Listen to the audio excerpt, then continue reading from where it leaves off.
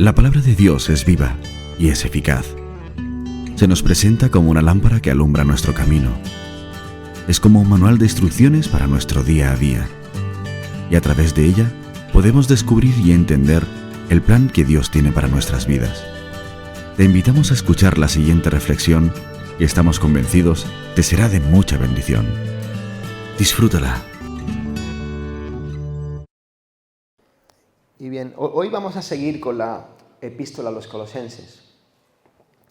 Hace unas semanas compartí los primeros 14 versículos de la carta y hoy, con la ayuda del Señor, compartiré del versículo 15 al 23. Recordemos que en el primer día, del versículo 1 al 14, vimos que Pablo le está escribiendo a la iglesia en Colosas y Pablo está escribiendo a esa iglesia a causa de la urgencia espiritual que había en esa congregación. ¿Por qué? Pues porque se estaban colando herejías, se estaban colando mentiras que estaban afectando a la iglesia y el pastor de esa congregación, un hombre que se llamaba Epafras, toma la decisión de viajar hasta Roma, desde Colosas hasta Roma, para ver a Pablo y que Pablo pudiera tratar el asunto, ¿no? Algunas ideas heréticas, movimientos contrarios al evangelio que estaban apareciendo. De manera que la carta a los colosenses es en gran parte una respuesta apologética, es decir, una respuesta en defensa de la verdadera fe, de la fe bíblica. Es una respuesta apostólica, apologética, en defensa de la fe, a causa de las falsas enseñanzas que estaban apareciendo. Y también, como dijimos, este tema siempre es actual, porque la Iglesia ha estado, sigue estando y estará amenazada por diferentes herejías, diferentes mentiras, algunas muy burdas, algunas muy claras, y otras más sutiles, pero que todas de lo que tratan es de socavar la fe cristiana, la verdadera fe. Hoy en día también estamos expuestos a un sinfín, cada vez más complejas, más sutiles, más sofisticadas, de mentiras, de ideologías religiosas, filosóficas también, que se cuelan en nuestro corazón, se cuelan en nuestra mente, y a veces sin que nos demos cuenta. Y por eso es importante que tengamos claro cómo podemos enfrentarnos a ello. Primero, que tengamos claro que todos somos susceptibles, todos somos una diana para que eso pueda ocurrirnos. No debemos pensar, no, yo lo tengo todo claro.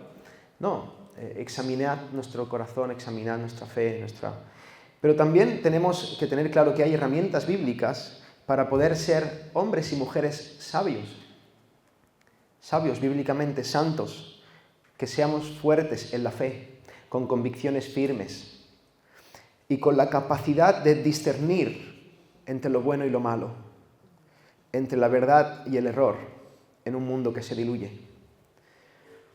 Vamos a ver cómo lo hace Pablo, cómo empieza Pablo a enfrentar el error. Si me acompañáis, Colosenses 1, del versículo 15 al 23, vamos a leer. Dice así: Él es la imagen del Dios invisible, el primogénito de toda creación, porque en Él fueron creadas todas las cosas, las que hay en los cielos y las que hay en la tierra, visibles e invisibles, sean tronos, sean dominios, sean principados, sean potestades, todo fue creado por medio de Él y para Él, y Él es antes de todas las cosas, y todas las cosas en Él subsisten, y Él es la cabeza del cuerpo, que es la Iglesia, Él que es el principio, el primogénito de entre los muertos, para que en todo tenga la preeminencia, por cuanto agradó el Padre que en Él habitase toda plenitud, y por medio de Él reconciliar consigo todas las cosas, así las que están en la tierra como las que están en los cielos, haciendo la paz mediante la sangre de su cruz. Y a vosotros también, que erais en otro tiempo extraños y enemigos en vuestra mente, haciendo malas obras, ahora os ha reconciliado en su cuerpo de carne por medio de la muerte, para presentaros santos y sin mancha e irreprensibles delante de Él, si en verdad permanecéis fundados y firmes en la fe, y sin moveros de la esperanza del Evangelio que habéis oído, el cual se predica en toda la creación que está debajo del cielo, del cual yo, Pablo, fui hecho ministro. Vamos a orar. Señor, personalmente, y llevo días meditando en esto y estudiando tu palabra y delante de ti, pero me abruma acercarme a este tipo de revelación, donde hay tanta profundidad y yo te ruego, Señor, que me ayudes, que yo pueda ser claro y preciso, Señor. Dame las palabras, Señor, que tu Espíritu, Señor, sea el que me use y tu Espíritu también sea el que ilumina los corazones de los que estamos escuchando también. Porque necesitamos de ti, Señor, para entender estas verdades. Alumbra nuestros corazones, Señor. Danos esa gracia. Te lo ruego en el nombre de Jesús. Amén. Hermanos, este texto es una exposición asombrosa de la persona y la obra de Jesús. Es un texto muy cristológico. Daba gracias al Señor porque hoy las alabanzas han sido marcadamente cristológicas también. No estaba preparado, el Señor hace estas cosas y ha ido acomodando nuestro corazón para recibir estas verdades. Lo primero que quiero decir es que estaba orando en base a esa verdad. Me siento muy pequeño para hablar de estas cosas. Siempre cuando estoy escribiendo acerca de esto o estoy predicando, siempre tengo la sensación de que me quedo corto. Y creo que eso es lo que Dios quiere, que tengamos esa sensación, ¿no? Y que nos acerquemos a estas verdades en humildad, en reverencia, en oración, sabiendo que no hay palabras técnicas, ni frases bien organizadas, ni sermones bien estructurados, capaces de revelarnos esta gloria. Todo eso ayuda, todo eso es un medio y yo he trabajado, pero necesitamos la intervención del Espíritu Santo para que nuestro corazón se goce, para que nuestro corazón se encienda, para que podamos ver con los ojos del Espíritu. Y esta ha sido mi oración durante toda esta semana, que el Señor nos conceda esa gracia. Pablo empieza a enfrentar las mentiras.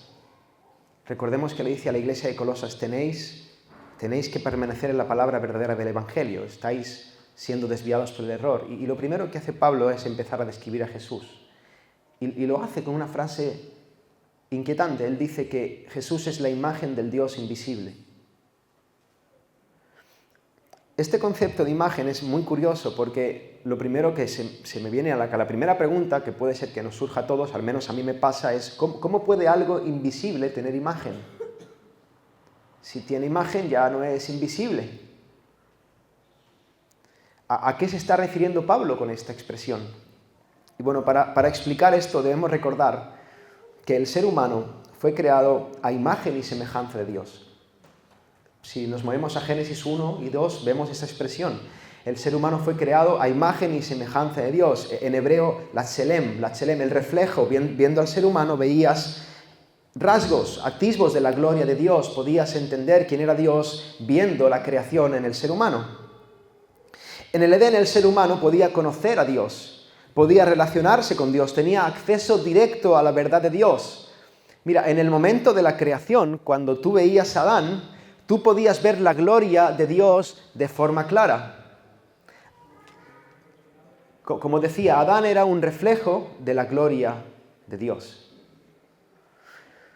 Pero como sabemos, el ser humano decidió desobedecer al Señor. Tomó la decisión de alejarse de Dios, de ir por su cuenta, de levantar su puño en alto.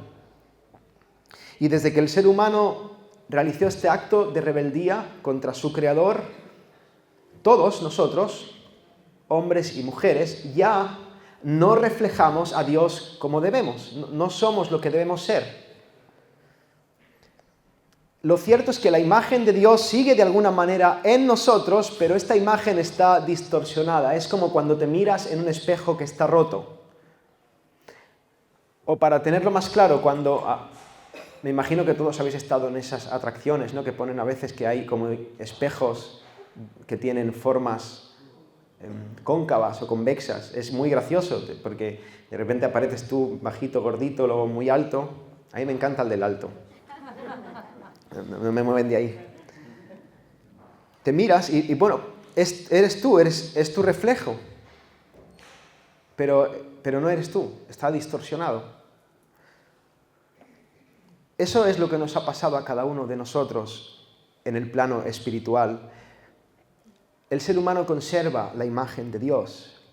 Somos seres extraordinarios en un sentido, capaces de hacer cosas maravillosas. Ayer tuvimos la bendición de poder asistir a un concierto de Sergio Monroy. Él está asistiendo a la iglesia y fuimos un buen grupo de la congregación allí y lo pasamos muy bien. Y yo pensaba, me emocionaba viendo el talento que él tiene tocando el piano y la disciplina que lo ha movido a poder tocar así. Y no solamente él, sino el resto de los músicos, y se veía tanta belleza, tanta hermosura en eso. Somos seres extraordinarios. Somos seres capaces de hacer cosas increíbles. Sin embargo, también somos seres rotos por el pecado, con una imagen distorsionada y capaces también de hacer lo peor, capaces de levantarnos en guerra unos contra otros. Y precisamente esa distorsión en nuestra parte espiritual, esa es precisamente la causa, la raíz de tanta confusión. El pecado introdujo una distorsión en nuestros sentidos. El pecado introdujo una distorsión en nuestra capacidad de percepción, de percibir la realidad. El pecado hizo que estuviéramos ciegos ante la verdad. El pecado nos conduce siempre hacia el error. No vemos.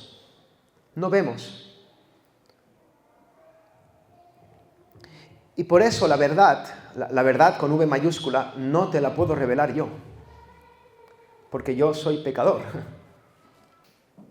La verdad no te la puedo revelar yo. No, yo no puedo. Ni la puedo entender yo por mí mismo, porque mis sentidos, mi vara de medir, mi capacidad de ver está rota. Está distorsionada, no puedo. Pero tampoco puedes entenderla tú por ti mismo. No puedes hacerlo por medio de la reflexión, de la introspección, de la observación. No puedes. La verdad no te la puede revelar Aristóteles, porque también es pecador, porque sus sentidos también estaban distorsionados. Ni Platón tampoco, ni Descartes, ni Hobbes, ni Nietzsche, ni Hume, nadie, ningún filósofo, ningún sabio, ningún erudito tiene capacidad de revelarte la verdad, porque todos nuestros sentidos, nuestra capacidad de percibir lo que es y lo que no es, está rota. Hermanos, a causa del pecado, nadie puede conocer ni entender la verdad por sí mismo, y por eso necesitamos que una fuente exterior, objetiva, infalible, venga y nos la revele. ¿Y quién es esa fuente? Dios. Dios es la fuente de toda verdad. Y Dios es el que define la verdad. Dios es el que dice lo que es verdad y Dios es el que nos cuenta de forma objetiva, infalible, veraz, fiable la verdad. Y aquí viene lo impresionante. Lo impresionante de todo esto es que para explicarnos la verdad, Dios se hizo hombre. Dios vino a este mundo y se hizo como uno de nosotros para que pudiéramos acercarnos a Él y pudiéramos comprender la verdad. A la pregunta, ¿qué es la verdad? Bueno, la verdad es una persona, la verdad es Jesús. Jesús mismo afirma, yo soy la verdad. Fíjate que Él no dice, yo tengo la verdad, yo os voy a contar la verdad, yo puedo enseñaros la verdad. No, Él dice, yo soy la verdad. Y la verdad solamente te la puede explicar Dios a través de la persona de Cristo, porque la verdad viene de Dios. Y aquí está el tema. Jesús es la imagen del Dios invisible. Esto significa que viendo a Jesús en su naturaleza humana, al Él encarnarse, al Él materializarse en un ser humano, la verdad se hace carne. De manera que viendo a Jesús, conocemos la verdad.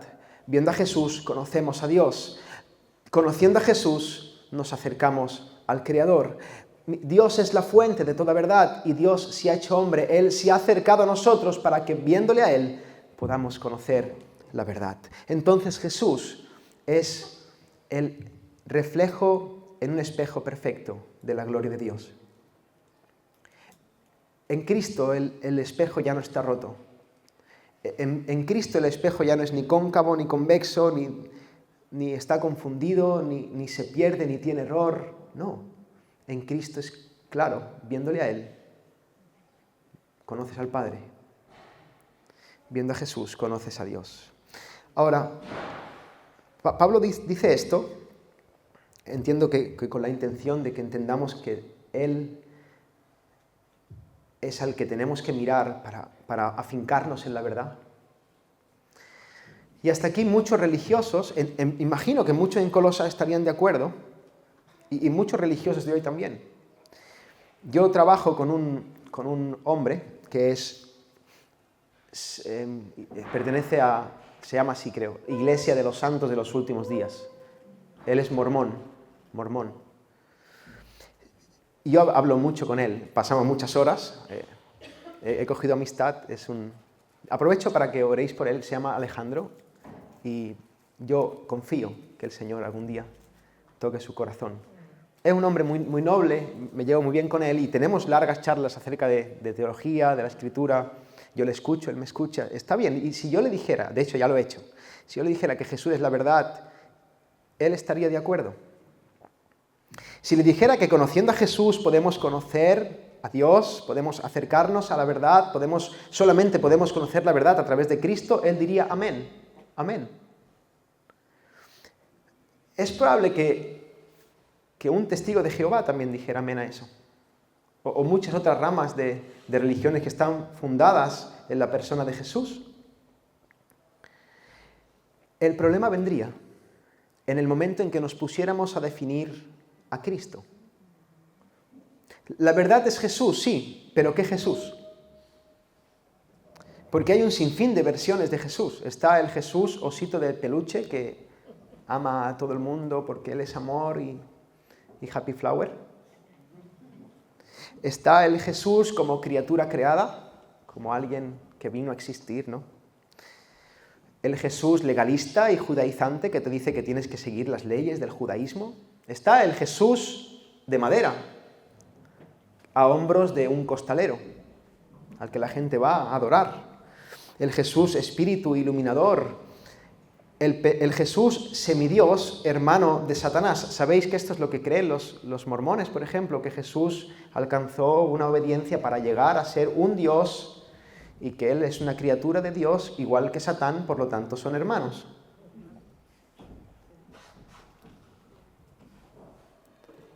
Confusión. O un Jesús maquillado, vestido de mujer, LGTB. Jesús es la verdad, sí, este Jesús drag queen. ¿Cuál es el Jesús correcto? Mira, al igual que hoy en Colosas también muchos hubieran dicho amén a que debemos permanecer en la verdad, que Jesús es esa verdad, pero también al igual que en Colosas hoy, el asunto es definir a Jesús correctamente. Los colosenses y nosotros también necesitamos saber quién y cómo es el verdadero Jesús. Porque hermanos, mira iglesia, no podemos aferrarnos a la verdad, ni crecer en la verdad, ni deleitarnos en la verdad, si no conocemos con profundidad al verdadero Jesús. Y por esta razón Pablo dedica mucha parte de la carta a los colosenses a definir qué forma, quién es la identidad del verdadero Cristo. Jesús es la imagen del Dios invisible y ahora Pablo lo que va a hacer es tratar de definir cómo es exactamente esa imagen. Lo que Pablo se dirige a hacer, inspirado por el Espíritu Santo, para derribar las mentiras que estaban enfrentando los colosenses, es poner a Jesús en el lugar que le corresponde. Lo que Pablo va a hacer es definir a Jesús tal y como Él es. Spurgeon decía que la verdad es tan poderosa que no hace falta defenderla. La verdad, decía, es como un león. Tú la sueltas y se defiende sola.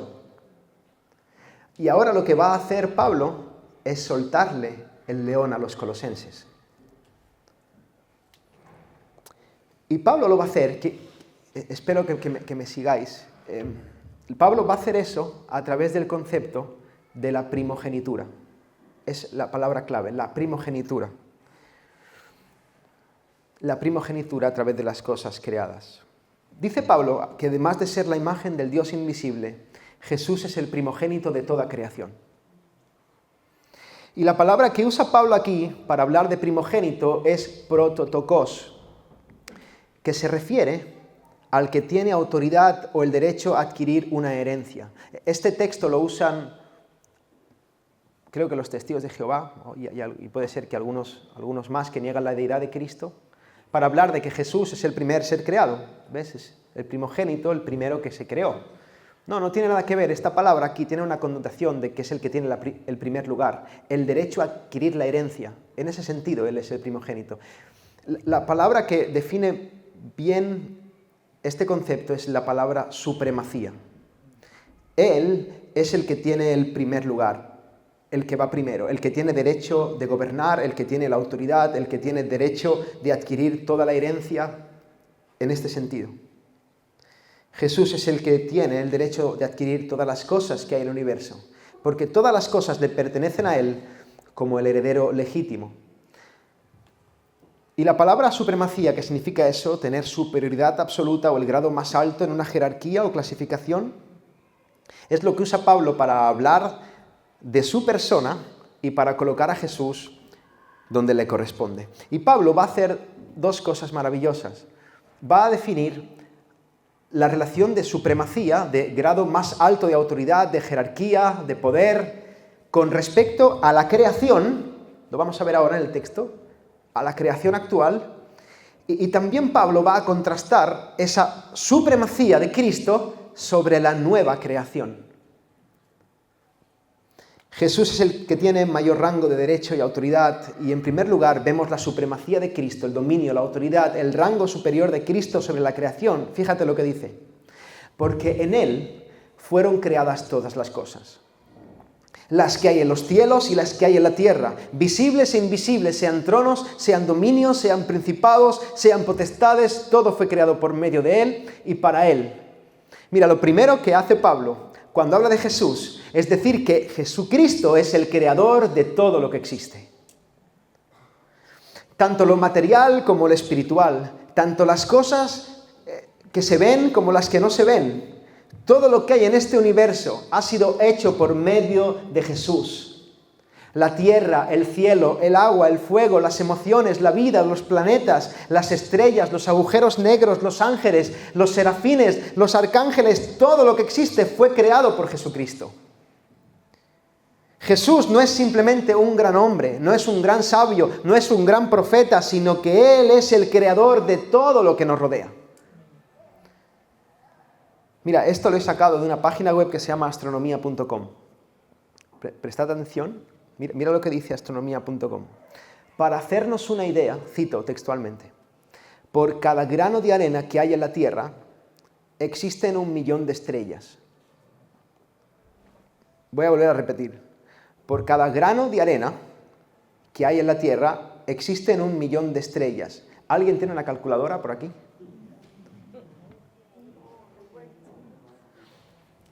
Espérate, no termina aquí. Existen 1 millón de estrellas, coma, o más.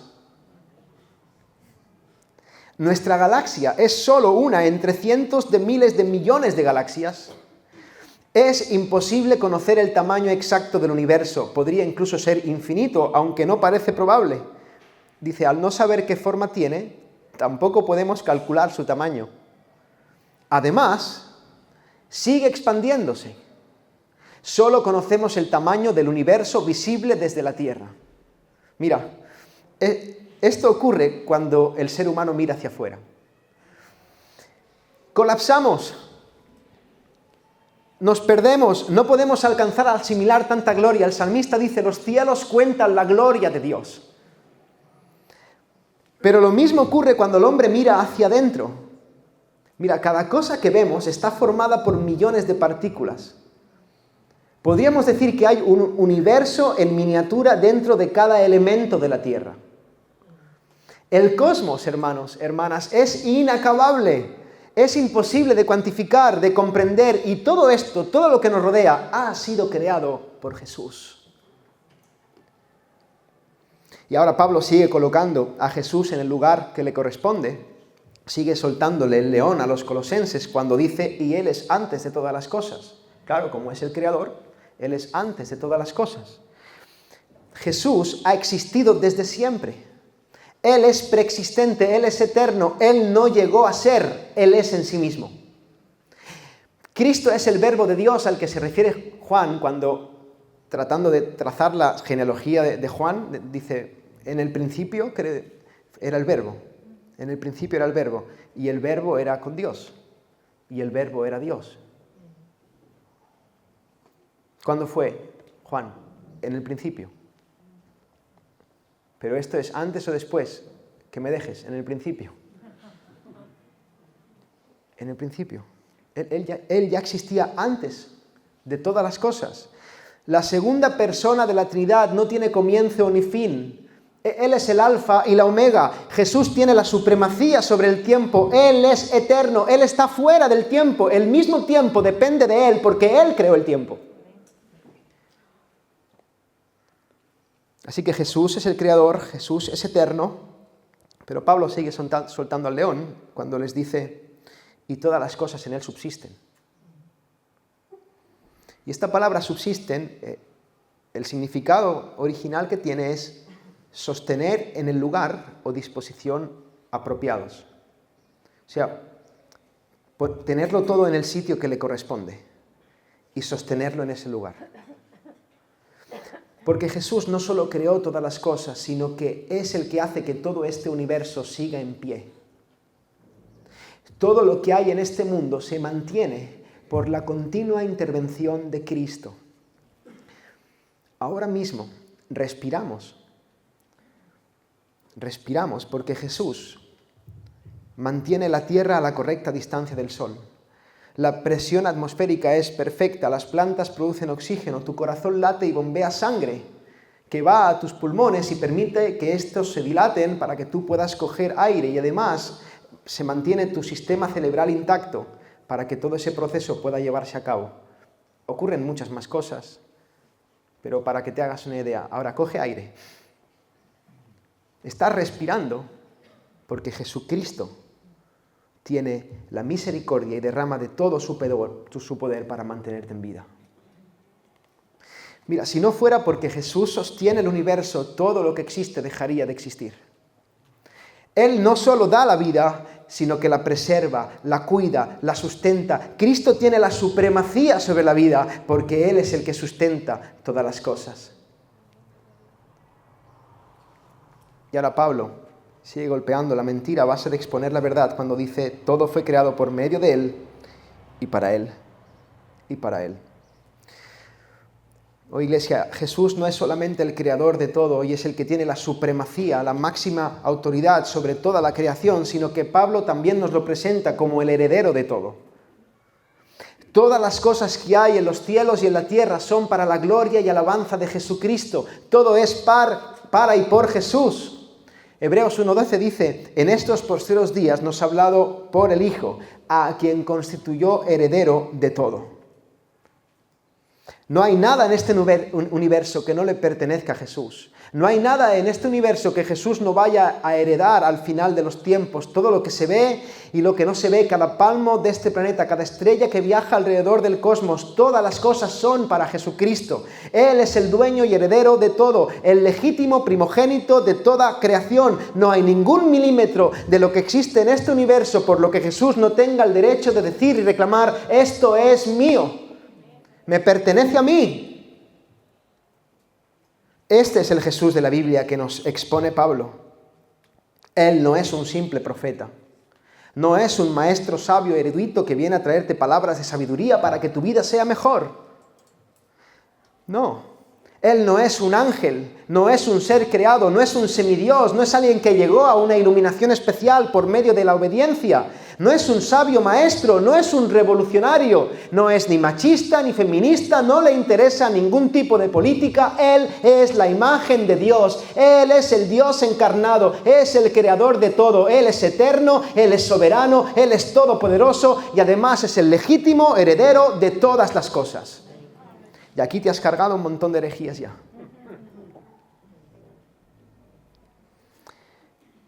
Pero precisamente, y quiero que me sigáis ahora con la conexión que hace Pablo, esto último, el hecho de que Jesús sea el heredero de todas las cosas, precisamente esto es el problema. Y me vas a decir, ¿por qué? ¿Por qué es el problema que Jesús sea el heredero de todas las cosas? ¿Por qué es el problema que Jesús tenga el derecho de heredarlo todo? Pues hermanos, porque al igual que todos nosotros estamos corrompidos por el pecado, el resto de la creación también lo está. El pecado afectó al universo entero. El cosmos se quebró. Jesús no creó un universo corrompido, pero el universo se corrompió cuando el ser humano decidió darle la espalda a Dios. Nuestros actos tuvieron consecuencias cosmológicas. La creación gime. Y ahora en esta creación vemos, no solamente en nosotros, sino vemos violencia. Vemos en la creación maldad, muerte, desastres naturales, destrucción. Jesús es el Señor y heredero de todo, pero ni nosotros ni el resto de la naturaleza somos algo que esté a la altura de Cristo. No somos algo que apetezca heredar. Es como si un día te llamaran y te dijeran que tú no lo sabías, pero tenías un familiar cercano que te ha dejado toda la herencia a ti. Y la herencia consiste en una casa totalmente en ruinas, un coche roto, una cuenta bancaria a la que se deben 1.000 millones de euros y una empresa en quiebra que le debe dinero a toda España. ¿Tú irías a firmar esa herencia? ¿La querrías para ti? ¿Alguien querría heredar semejante desastre? No. El pecado ha hecho lo mismo con esta creación, lo ha estropeado todo. Esta creación está maldita y esta creación no puede ser heredada por un Dios 3 veces santo. Pero Dios ha dado una promesa, Él ha prometido hacer nuevas todas las cosas. Isaías dice, porque aquí yo crearé nuevos cielos y nueva tierra, y de lo primero no habrá memoria, ni más vendrá el pensamiento. El Señor va a crear cielos nuevos y tierra. Él va a renovar la creación, va a bendecir la creación. Y ahora Pablo va a exponer que Jesús también tiene la supremacía sobre esa creación regenerada, renovada, sobre esa nueva creación. Y fíjate cómo Pablo conecta el hecho de que Jesús es el creador de todas las cosas, con el hecho de que, y tiene la supremacía sobre toda esta creación, con el hecho de que Él tiene la supremacía, la autoridad sobre esta nueva creación. Pablo es un genio. Yo alguna vez lo he dicho, cuando llegue al cielo, abrazaré a Jesús, me quedaré ahí, tengo rato, me quedaré con Cristo, y después preguntaré dónde está Pablo, para darle un abrazo. Es impresionante cómo uno de las ideas, mira, el versículo 18 dice, y Él, Jesús, es la cabeza del cuerpo que es la iglesia. Él que es el principio. ¿El principio de qué? De esta nueva creación. El primogénito de entre los muertos, para que en todo tenga la preeminencia.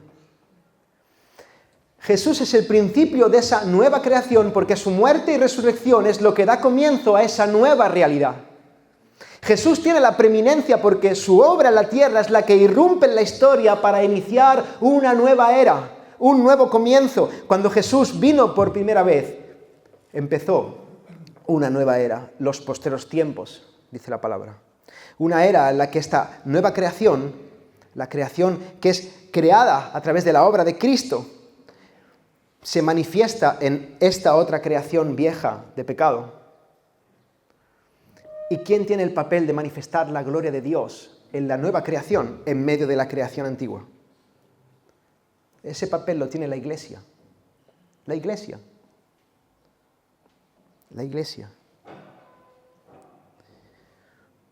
Mira, Jesús es el primogénito de entre los muertos, porque su resurrección es la que abre brecha, la que lidera, la que va primero, y la que obtiene el derecho de que nosotros después resucitemos con Él. La iglesia es el resultado de la obra de Cristo. Y Cristo es la razón por la que la iglesia existe. Y por esa razón Él es la cabeza de la iglesia. Evidentemente Jesús es la autoridad de la iglesia, pero en este texto Pablo no está tanto pensando en asuntos de gobierno, sino en el sentido de que Él es el que lidera, el que va primero, el que empieza algo, el que lidera esa nueva creación.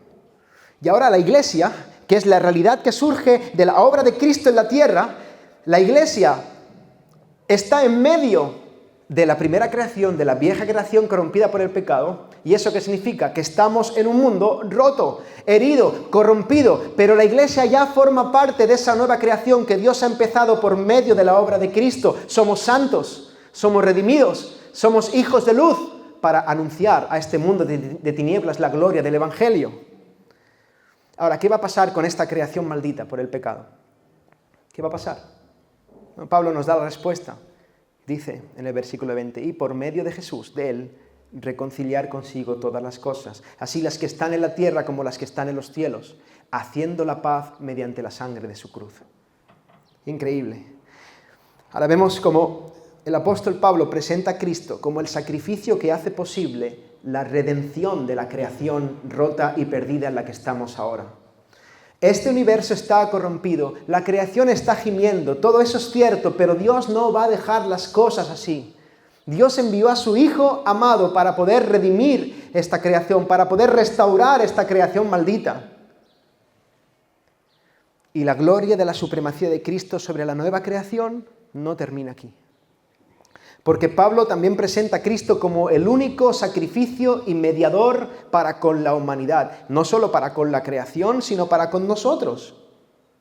De forma personal, mira lo que dice en el versículo 21, y a vosotros también, que erais en otro tiempo extraños y enemigos en vuestra mente, haciendo malas obras, ahora os ha reconciliado en su cuerpo de carne por medio de la muerte. ¿Para qué? Para presentaros santos y sin mancha e irreprensibles delante de Él.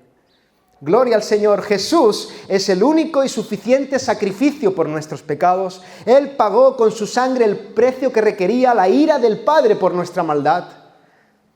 Y ahora los colosenses y todos aquellos que creemos que Jesús es nuestro Salvador y nuestro Señor, en Jesús hemos sido reconciliados con el Padre. Y además Jesús intercede para presentar santo, para presentar perfecto, inmaculado, sin mancha, a esa persona imperfecta delante de la majestad de Dios. Estando unidos a Cristo, somos receptores de su justicia para nuestra justificación. ¡Qué gloriosa noticia! Nosotros antes, la Iglesia, formábamos parte de la antigua creación, estábamos en la otra parte. Dice Pablo, éramos enemigos de Dios a causa de nuestro pecado. Y me llama mucho la atención cómo conecta Pablo el hecho de las ideas, de la importancia de no abrazar mentiras ni herejías y permanecer en la verdad, porque él dice que antes éramos enemigos en nuestra mente. Nuestros pensamientos estaban cautivos de las mentiras, amábamos las mentiras. No solamente estábamos confundidos, estábamos felizmente confundidos. Éramos esclavos de las mentiras que nos alejaban de Dios. Estábamos como el resto de este mundo, escuchando las voces del mundo, llenos de confusión, enemigos en nuestra mente. Nos ponían delante la verdad y la rechazábamos. Nosotros hubiéramos sido uno de los que hubiéramos dicho, crucifícale. Y nosotros merecíamos su justo castigo, al igual que el resto de la creación. Pero Jesús nos presenta santos, perfectos, sin mancha delante de Dios por la fe en su sacrificio. Y eso nos da garantía de que vamos a formar parte de la nueva creación que Jesús va a consumar totalmente y Jesús va a heredar.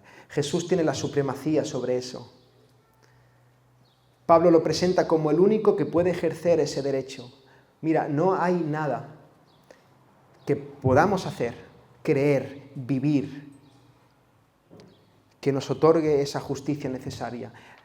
No hay ningún libro de filosofía que pueda darte el camino correcto a la salvación. No hay ninguna idea que tú puedas tener, ningún esfuerzo que tú puedas intentar, nada que pueda darte lo que necesitas para formar parte de esa nueva creación que Dios se ha propuesto en sí mismo. Solamente Cristo puede salvarte de la perdición, de este mundo roto de pecado. Solamente Cristo puede cogerte de la mano y llevarte a la esperanza de la gloria eterna en esa nueva creación, porque Jesús es el único y perfecto mediador. Ni María, ni los ángeles, ni los santos, ni los filósofos, ni los políticos. No pongamos nuestra confianza ni nuestros oídos a esas voces que nos apartan de la verdad, porque hay un solo Dios y un solo mediador entre Dios y los hombres, Jesucristo hombre. Ahora, hemos visto que Jesús tiene la supremacía sobre la creación y esta creación está maldita por el pecado y por eso Jesús mismo vino a redimirla. Él es el primogénito de entre los muertos porque su muerte y resurrección dan inicio a una nueva era. Es el pistoletazo de salida de un nuevo comienzo.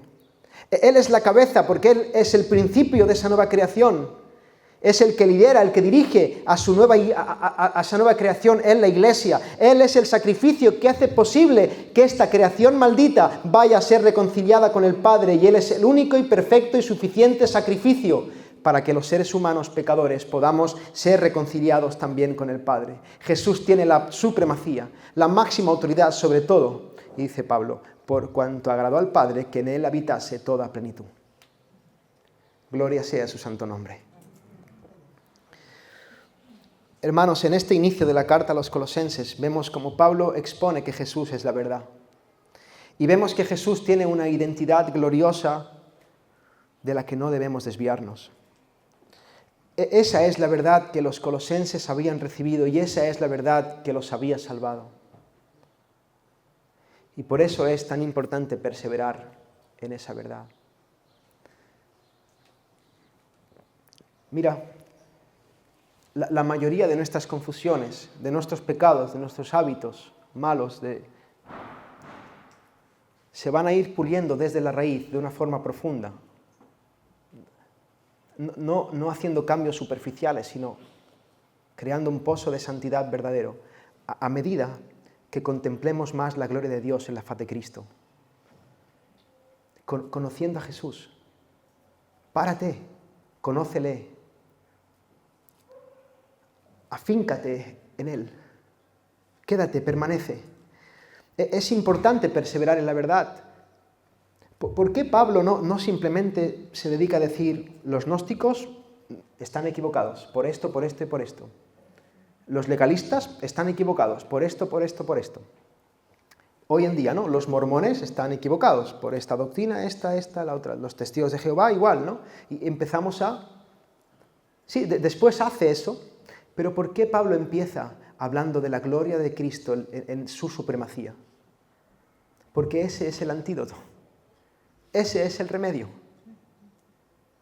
Contemplar a Cristo, conocer a Cristo, profundizar en quién es Cristo, atesorar a Cristo, amar a Cristo, comprender a Cristo. Porque nosotros somos benefactores de la supremacía de Cristo sobre todo, porque esto es para ti y para mí, que somos iglesia, si en verdad permanecéis fundados y firmes en la fe. Versículo 23. Y sin moveros de la esperanza del Evangelio que habéis oído. Fíjate cómo Pablo conecta la verdad del Evangelio con la verdad de la identidad de Cristo. Porque no hay Evangelio correcto sin el Cristo correcto. El Evangelio que habéis oído, el cual se predica en toda la creación que está debajo del cielo, del cual yo, Pablo, fui hecho ministro. Pablo acaba de definir a Jesús de una forma gloriosa y ahora Pablo exhorta a la iglesia en Colosas a que no se muevan de esa realidad, que no desvíen su mirada, que no se dejen confundir, que permanezcan firmes en la fe, fundados en la esperanza de la gloria de Cristo. Hermanos, qué importante es perseverar en el camino de la fe. Perseverar en el camino de la fe. Y perseverar en el camino de la fe no significa seguir diciendo yo soy cristiano. Sed hacedores y no solamente oidores. Al igual que Pablo, yo quiero animar a la iglesia en Cádiz a que no desvíe su mirada del verdadero Jesús. A que permanezca viendo a Jesús, contemplando a Jesús, conociendo a Jesús. Oremos, hermanos, fervientemente para que el Cristo verdadero de las Escrituras, el Cristo bíblico, sea iluminado en nuestros corazones. El Señor nos revele quién es Él. Oremos para que podamos ver su gloria con los ojos del Espíritu, para que estemos extasiados fuera de nosotros contemplando al Señor. Porque esa es la única manera de enfrentar las mentiras de fuera y también las mentiras de adentro. Esa es la única manera de permanecer firmes en la roca de nuestras almas. Mira, tal vez estás pasando por una crisis de fe. No sé, cada uno tiene su situación, ¿no? Y yo oraba al Señor cómo poder aplicar de una forma profunda esta palabra a la iglesia, y es que hay un sinfín de aplicaciones, porque esto tiene que ver con todos nosotros. Puede estar pasando por un momento de crisis de fe, o puede estar pasando por un momento en el que dudas del cristianismo, del que empiezas a no verle sentido a todo esto, a cuestionar qué estás haciendo aquí, si realmente esto es verdad o no, o a cuestionarte qué sentido tiene venir aquí cada domingo, a escuchar un sermón una hora y otra hora y otra hora. Puede ser que estés en ese punto. Puede ser que estés dudando de tu salvación, que no tengas clara tu identidad.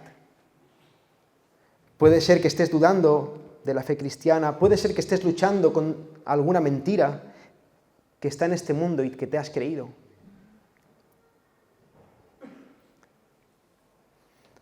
Ante el ruido de este mundo, ante el ruido de tu propio corazón, hoy el Señor te dice: no te muevas, mírame a mí, mírame a mí.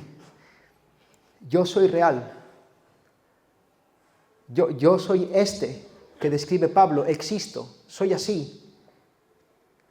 Te amo. He muerto por ti. No es un cuento de hadas, he muerto por ti. He resucitado literalmente por ti. Soy tu creador, soy eterno, soy el que preserva tu vida, soy tu redentor, estoy aquí contigo. Tu esperanza es firme y segura por quién soy yo. No se trata de quién seas tú, se trata de quién soy yo. No se trata de lo que este mundo dice acerca de mí, se trata de lo que yo mismo he dicho acerca de mí. Abrázalo, créelo. Todas las cosas son para mí, tú eres para mí, no te muevas. Permanece, sigue mirándome. Hermanos, en Colosas podía haber muchos eruditos de muchas clases de pensamiento, de muchas filosofías, oradores que eran expertos en engatusar a la gente. Pablo a lo mejor no hablaba tan bien, no era tan docto en la homilética, en el arte de hablar. Pero Pablo había sido enviado para servir a la iglesia en base a esta verdad, y esta verdad era la que se estaba extendiendo sobre toda la creación maldita, porque es la única verdad capaz de redimir al mundo con Dios. Pablo se dedicaba a predicar la identidad y la obra del verdadero Jesús, y eso, hermanos, es lo que también debemos hacer nosotros, nuestro cometido en esta ciudad y en toda la tierra, conocer al Jesús de la Biblia y dar a conocer a los demás al Jesús de la Biblia. Pero ¿sabes cuál es la persona a la que es más importante que le prediques en tu vida? A ti. A ti.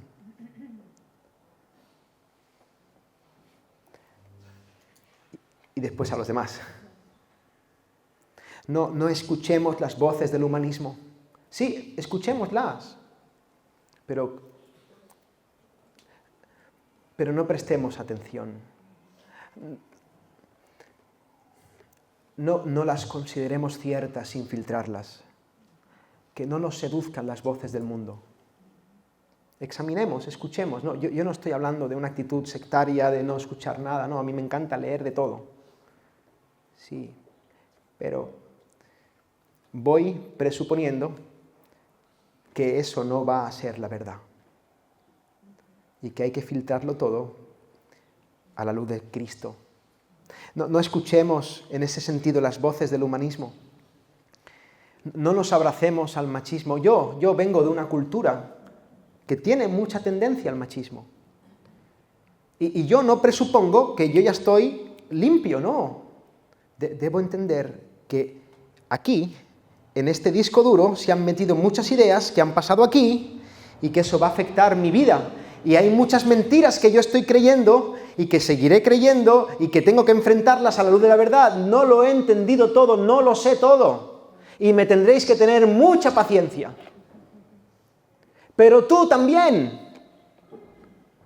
Sigue renovando tu mente a la luz de la verdad, porque las mentiras, por sutil que parezca, por inocentes que parezcan, como desvías un poco las coordenadas del GPS, llegas a otro destino, no das en el blanco, fallas, pecas, haces daño, ofendes el corazón de Dios, no escuches las voces del machismo, ni del feminismo, ni del socialismo, ni del capitalismo, ni del comunismo, ni las derechas, ni las izquierdas. Ni las filosofías, ni las sabidurías humanas. No escuches las voces del mundo. Que el Jesús de las Escrituras alumbre nuestros corazones. Que podamos dar a conocer su gloria en este mundo. Deja de decir esto es así porque se ha hecho siempre así en esta iglesia. Ven a la palabra. Sé moldeable. Que tu corazón se quebrante delante del Señor. Nunca perdamos de vista que este mundo está roto, hermanos. Está lleno de mentiras. Pero Jesús es la imagen del Dios invisible y solo conociéndole a Él podemos conocer la verdad. Él se ha manifestado en carne. Él se ha acercado a nosotros. Gloria a su santo nombre. Nunca perdamos de vista que tanto en esta creación como en la nueva creación Jesús tiene la supremacía, el mayor rango, el derecho a heredarlo todo. Él lo es todo. Hoy lo cantábamos, Jesús mi todo es. Nunca perdamos de vista que todas las cosas son por Él, para Él y de Él.